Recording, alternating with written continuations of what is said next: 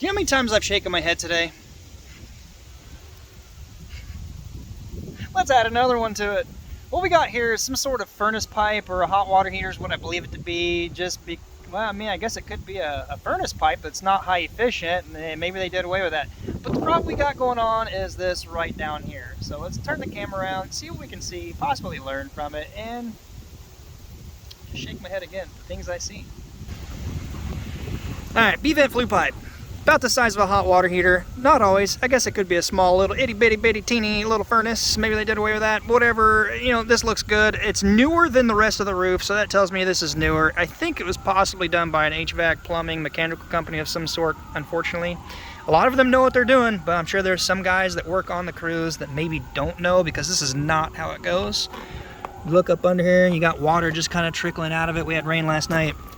It appears that they simply cut a hole in the roof, shove some caulking around the pipe, and then put a little rain collar around it. These are not made for this. These actually get hot, even though there's a double wall. It gets too hot. It's not how you do it. It's just not how you do it. Just gotta shake my head.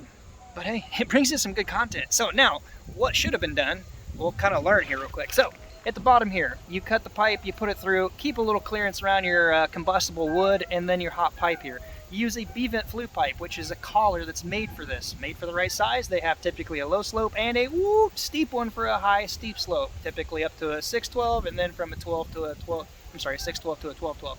Either way, once that goes down, it's going to go down on top of a lower row of shingles, so when water's on the flange, it runs down onto the exterior top side of your roof to shed water.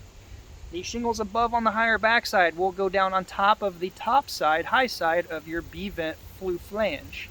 You'll cut the shingles around it. You'll leave a small little gap, about a 1/4 inch, 1/2 inch, so water coming down, hitting this, has a small channel to run down, eventually ending up on the lower, higher side of the shingle, kind of like this guy right out here. Similar to that, but not like that. Looks a little different. Just do a little Google search for a B-vent flue pipe. At least that's what I call it.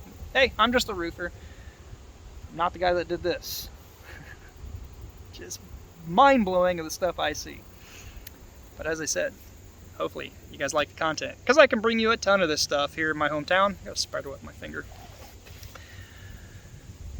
I don't know what else to say, but in the video, I'm blown away. Just when you think you've seen it all, you see something else. Give it a thumbs up. Until next time, be safe, and I'll see you on the next video.